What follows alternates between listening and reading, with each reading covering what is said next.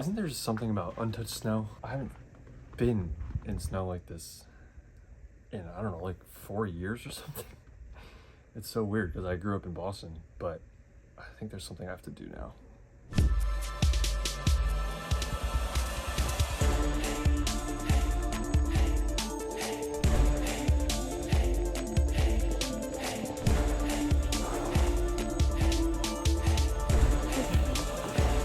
That's enough of that.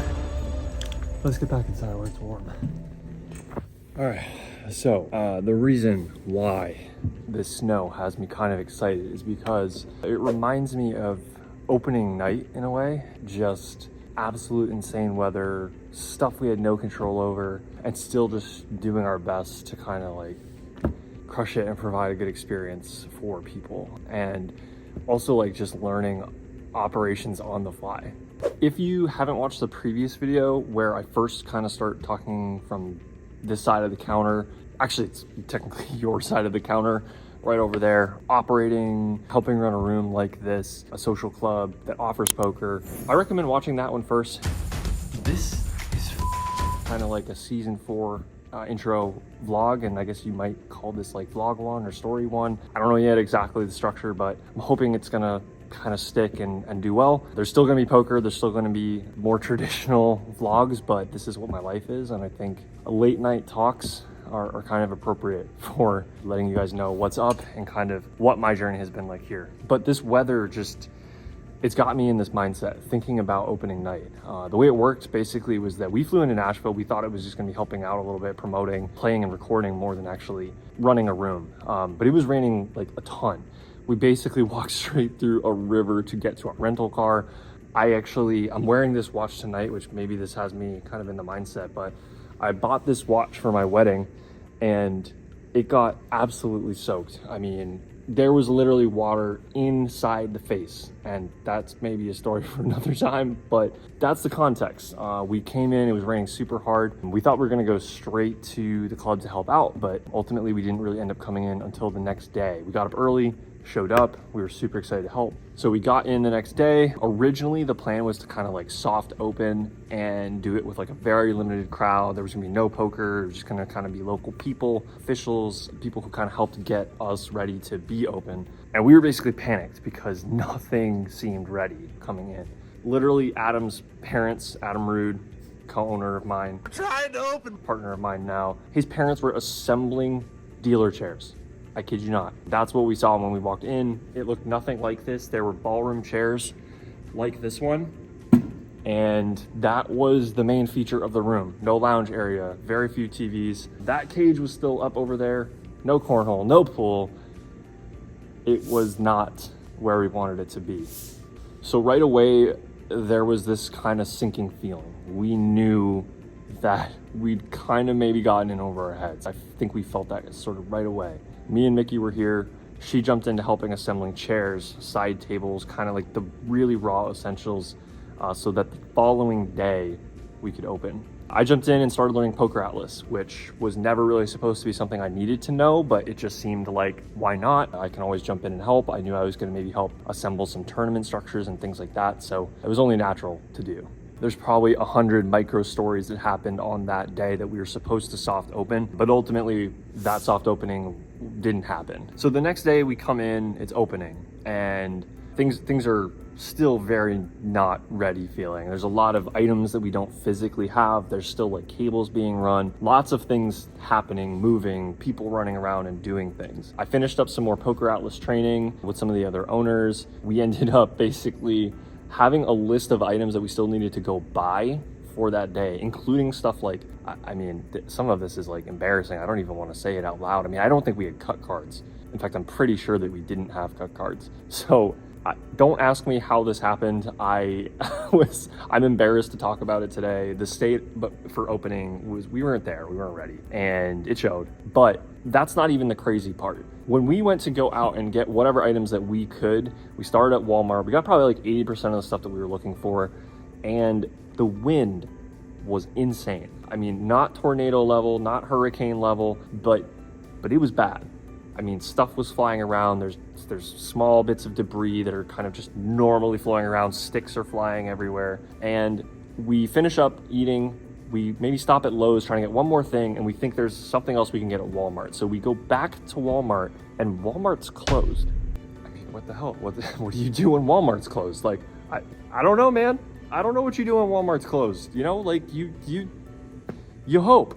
So we wait around for a little bit. There's literally people camped outside Walmart hoping it's gonna open back up. And eventually we give up. It's too late. We have to go back to the club.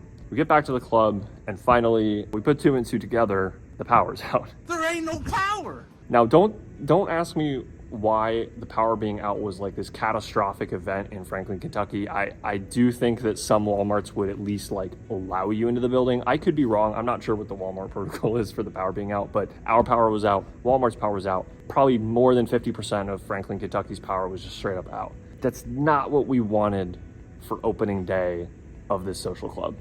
And keep in mind that like this weather didn't just impact us from a weather, you know, like locally power being out. Like that stuff was all bad, don't get me wrong. But we also had people who were supposed to be flying in. We had Kyle Fischel, Pokerface Ash, and Greg Goes All In all supposed to be there for opening night. Like not just at some point during the week randomly, but like for opening night, a meetup game with all 3 of them. And none of them were there at 5 p.m. Now, credit to all 3. All 3 of them did actually end up making it. They all put in above and beyond effort to provide a great experience for the time they had there. First of all, getting us in the first place, diverting their travel, flying into airports they weren't planning to fly in.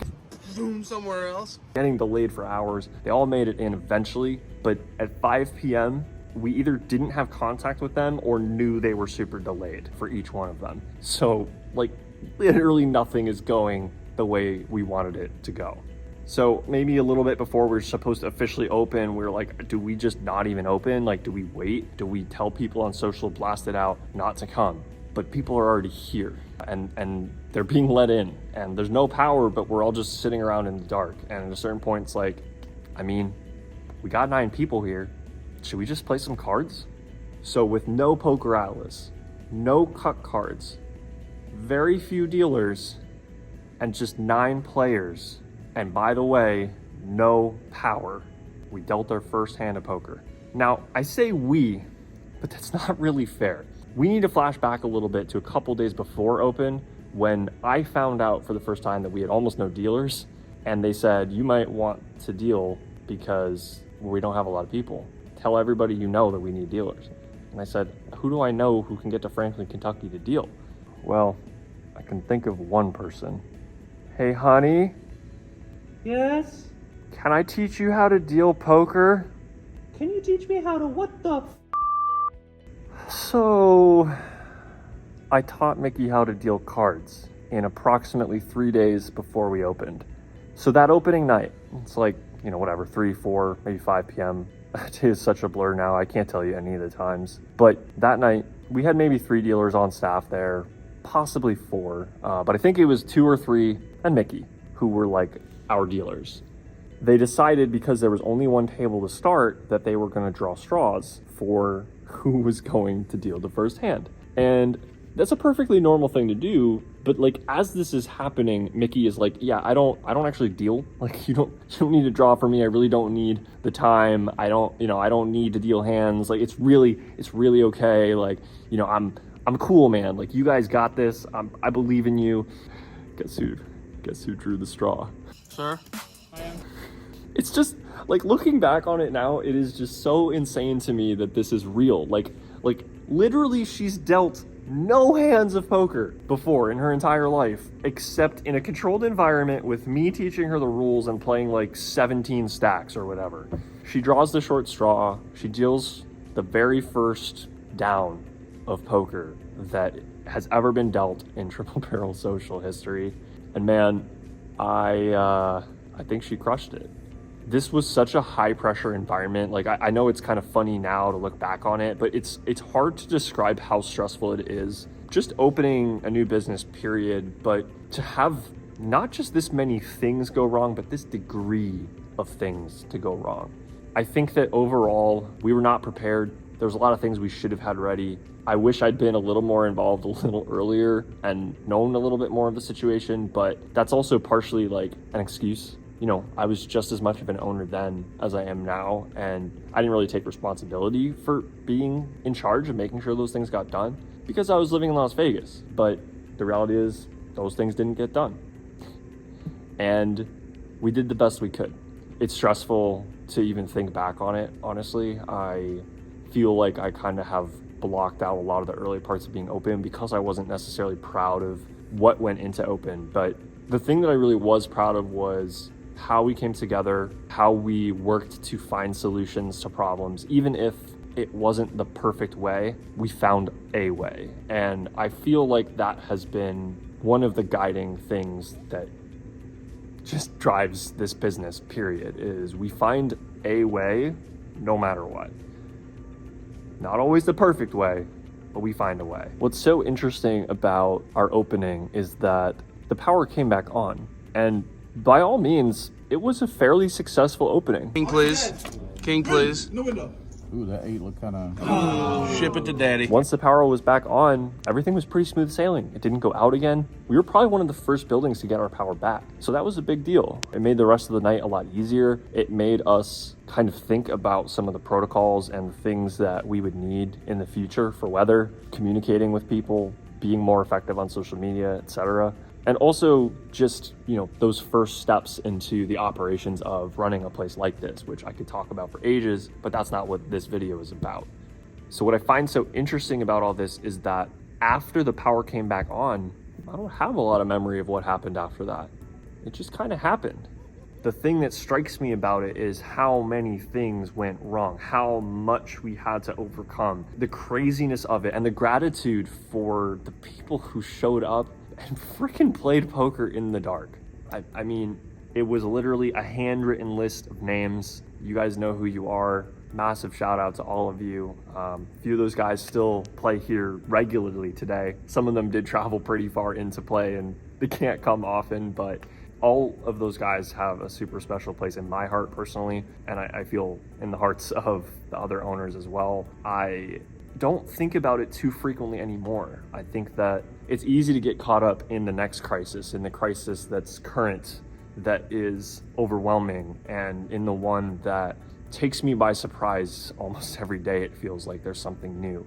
And so it's kind of nice to have this weather, this fairly mild snow, but have this weather remind me of a crisis that we overcame, and a crisis that ultimately was one of the things that brought me to where I am right now. So even though I said maybe I kind of regret not taking a hold of certain things a little bit sooner and not recognizing the things that needed to happen to have a more successful opening from a traditional standpoint of success, maybe I don't really regret it, because it's hard to envision what all would have had to happen to make that smoother. And at the end of the day, the power still would have been out. Mickey may still have dealt the first hand in the dark, and it still would have been those 9 guys just sitting around playing cards. Here, at the barrel. And I wouldn't change that for a second.